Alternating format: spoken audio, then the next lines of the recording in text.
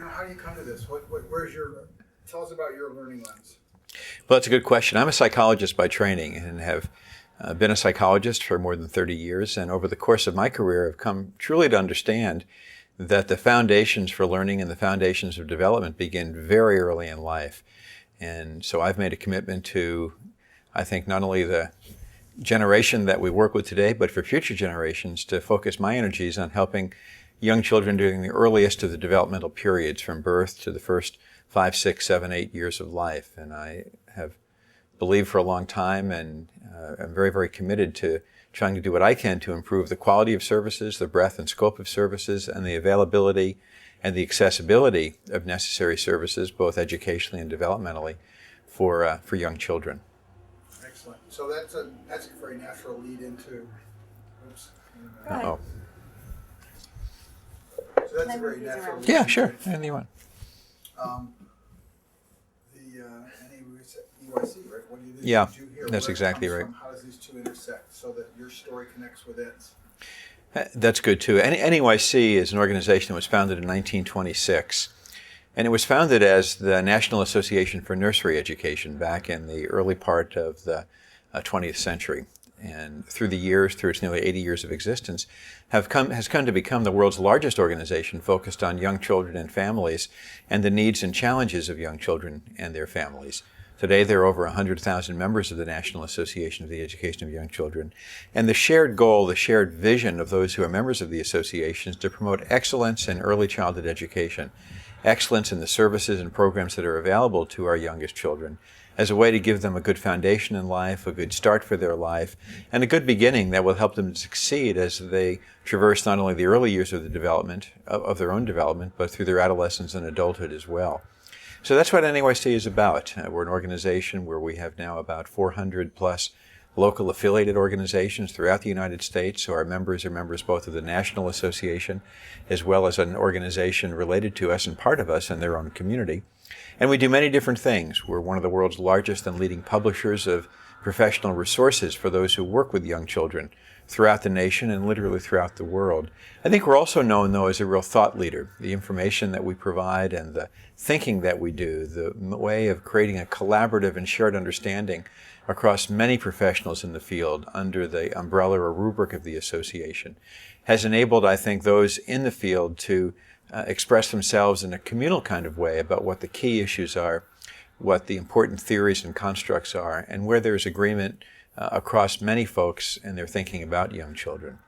Another program that we provide, which I think is very important, and I'd just like to briefly mention, is that NAEYC is the accrediting organization for child care centers that has organized programs that provide services to young children. And today we accredit over 10,000 centers in the United States.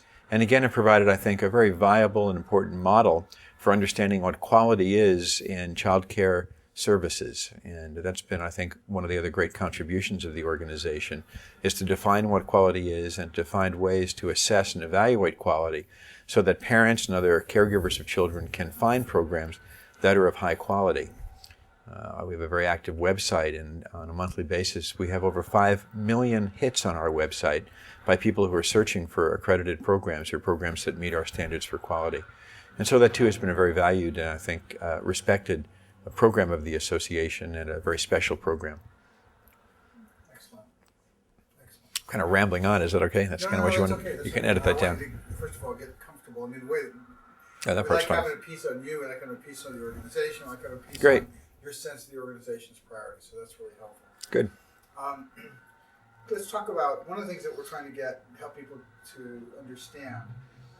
That kind of parallels the conversation we had with Dr. Shankoff up at, in Boston. Yes. Has to do with this critical slope. Critical, not in the scientific sense. We might call it sensitive if we're using the scientific language. But there's this slope of development that children go through in the home that's critical to or important to everything that comes thereafter. And what can we say about that from your kind of collective? Why we're focusing on the education of young children? Why you're trying to focus in that space to begin with? Well, the use of the word slope, I think, is a very interesting one, because I think it's a very fitting and proper descriptor. I think what happens during the earliest of years is that slope is incredibly steep. perhaps steeper than any other point during the lifespan. So, for example, the rate of growth of young children is faster, more rapid, and probably more important, frankly, than any other time. As babies grow and develop, you can almost watch them grow, both literally, but also figuratively, because they grow not only in their stature physically, they grow in their development, their ability to do things, their capacity to understand, their capacity to perceive and express. Incredible rapidity of that growth. And so I think the use of the word slope, I think, is very interesting. We're seeing kids grow rapidly, and we're seeing them grow in ways that have lifelong implications. And so it's a very, very critical period, time of development. Yeah, so we're talking about this accelerated and incredibly important learning that's happening. As you mentioned, there's this external physical development that's obvious to us.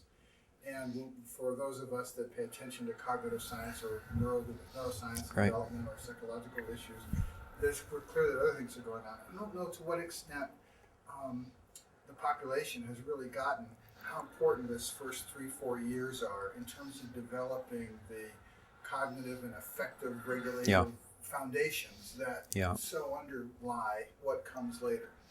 You know, I think it's becoming more and more part of our national consciousness. We like to say at NAEYC that the early years are learning years, and that there are times of critical learning and development. But I really do believe that as you talk to parents around the country, as we talk to policymakers, elected officials, and others around the country, as we talk to community leaders around the country, I think in the last decade, and certainly over the last 5 years, there's been a growing and increasing recognition that the early years are learning years, and that these years are very important. So, for example, we've seen now the growth in movements to support quality in early care and education that are almost unprecedented in terms of their scope and breadth. We're seeing pre-kindergarten programs, services for 3- and 4-year-olds, mostly 4-year-olds, but oftentimes 3 and 4s, growing in the number of children that are being served, but even more importantly in the interest of those creating policies about education and development to hopefully provide more and more of those services over time. I think the tragedy, though, is, and the real challenge that we face, is that despite our interests and despite our knowledge of the importance of these years, proportionally very few of our youngest children are able to participate in programs that are of a high quality. Very few of our children are participating in programs that we would consider to be exemplary programs. Now we know, and all the research suggests, that quality matters. Quality matters, and that when children participate in a high quality program, they are much more likely to be able to succeed as they enter school and as they traverse over the course of their childhood, adolescence, and adulthood. And so we still have far too many children who don't have that opportunity. We have an awful inequality at the starting gate, and we need to provide a more equality and more high quality opportunities for learning and development in those early years. Excellent. Really good with the bites too. Oh, is that good? All right, so relative to this point, the brain plasticity studies show us that it's clear that no matter where somebody is, it's possible to meet them on the edge and help them catch up. Sure. But the neurological efficiency, pedagogical efficiency, and likelihood that we can do that, given the inertia of our systems, become more and more difficult the further they are past the point that they should have learned or developed in this critical stairway. You just spoke elegantly to the fact that there's just an awful lot of kids that aren't getting the kind of quality that's necessary. Right. When we translate that, what are the particular main focuses of your programs that help address and level this field for this great differences that children have on their way to school? Well, the plasticity work, I think, is really kind of interesting because there are periods that it's certainly much more difficult to catch up later than it is to provide a high-quality early learning opportunity and to give kids not only a good start, but a really healthy, important start to be able to succeed later in life. And so investing early makes a whole lot of sense. I'll give you an example. There's research that's been conducted using one of the large national studies that have been going on for a long period of time. It's a longitudinal study. It's been lasting now for 40 years. And over 40 years, what this research has shown is that the return on investment for a high-quality early education program early in life is 17 to 1. $17 return economically for $1 spent programmatically. That's a tremendous margin of return. In fact, those who are investing their own personal resources, I would want that kind of return and would take that almost any day of the week. We can have that kind of return for children, yet we choose as as a society, we choose as a country not to get that return, not to seek that return, because we aren't investing as much as we can in our youngest children. We need to be doing that. We need to be doing more of that, and it all begins with resources. Creating high-quality learning environments and high-quality early childhood education environments for young children is a challenging thing to do, but it becomes much more challenging in the face of limited resources. With appropriate resources, with adequate resources, we know how to provide good and high-quality environments for young children. That can be done, and in many communities it is being done, but it's not being done for as many children as it needs to be done for, and it all begins with resources. We need, as a country, to devote more of our resources to our most precious commodity, our youngest children.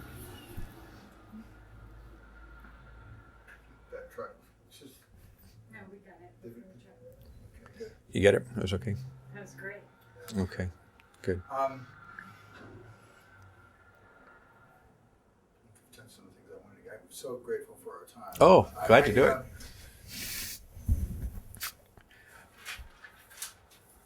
It's a lot of fun for me. To what extent, we'll pick this up with Carol. We've got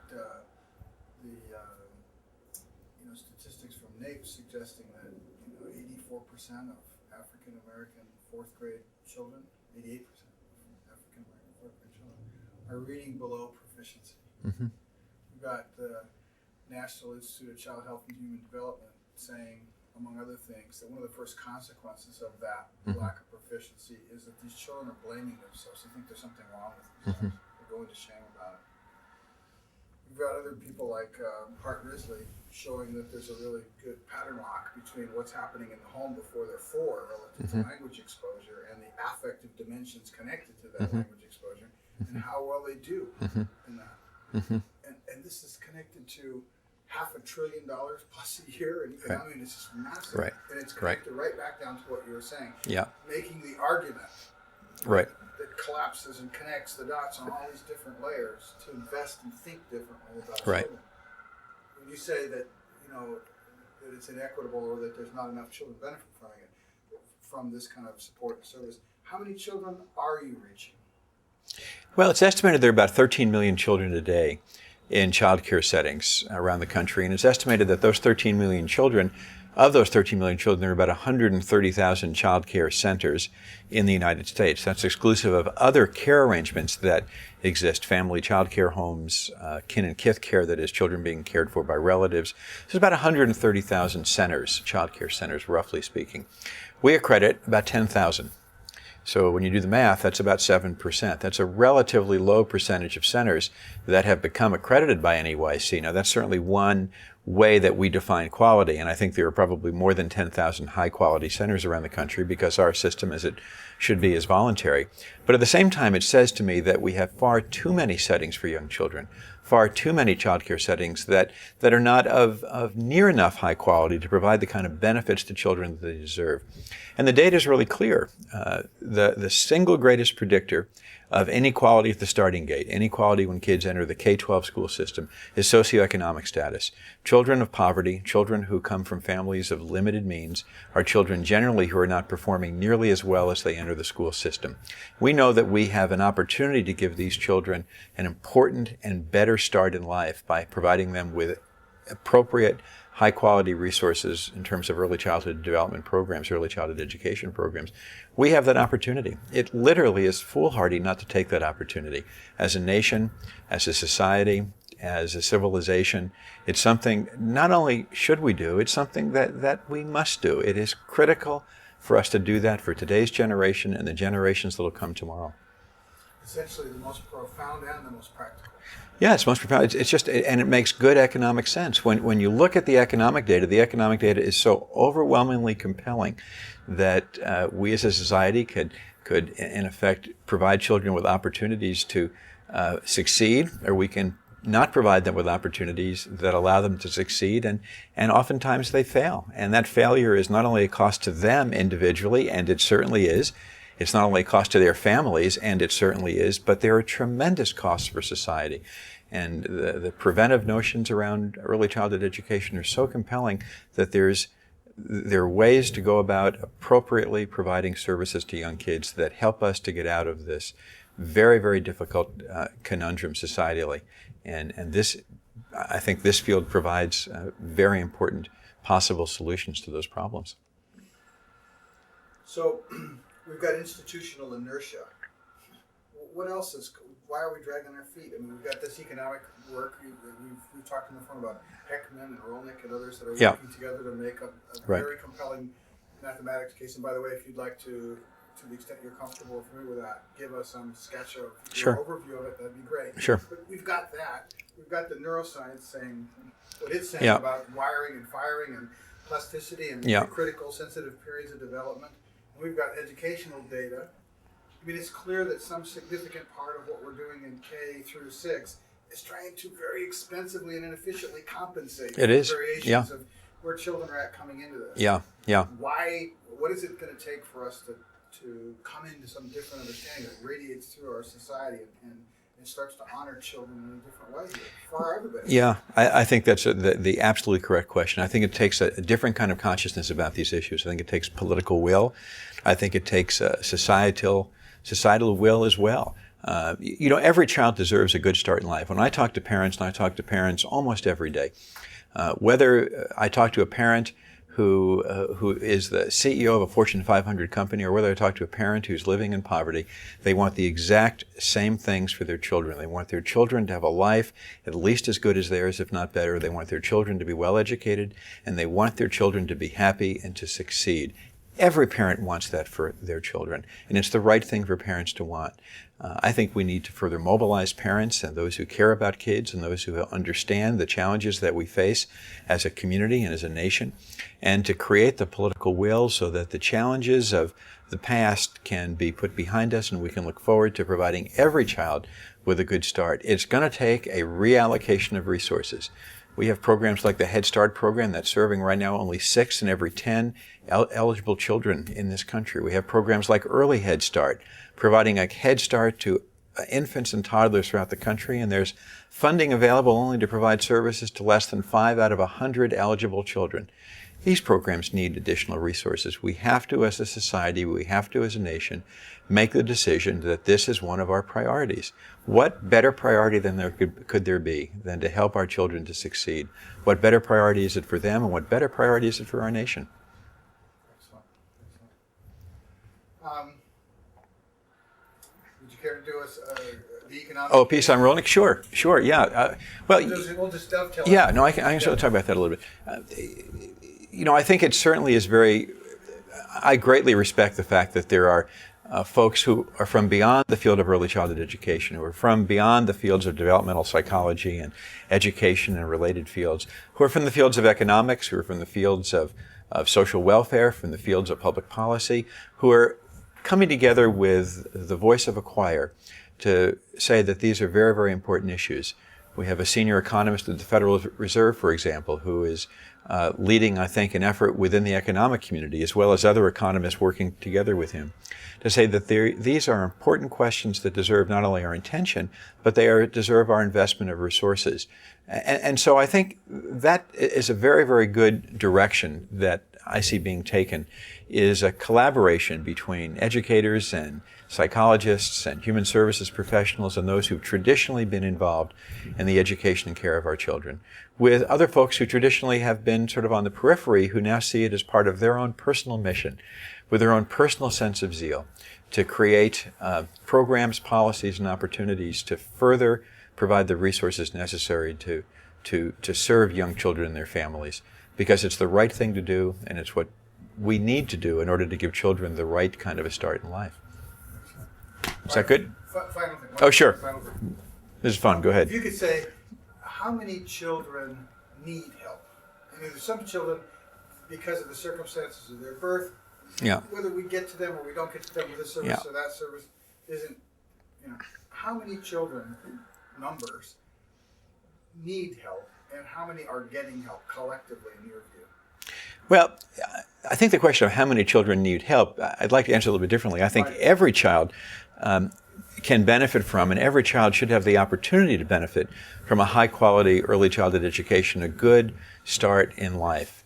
Certainly, I think some of the literature suggests that some children are more at risk than others, depending upon their circumstances, usually having to do with the personal resources and the socioeconomic status of their family. There are children who are at risk, and there are some that would suggest that we ought to target resources to those who are at most at risk because we live in a world of limited resources.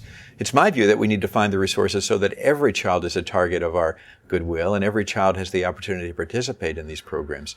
Clearly, there are some who truly might be at more risk than others, but every child, regardless of circumstance, deserves this kind of a fair and good and head start, and I hope that we can provide that.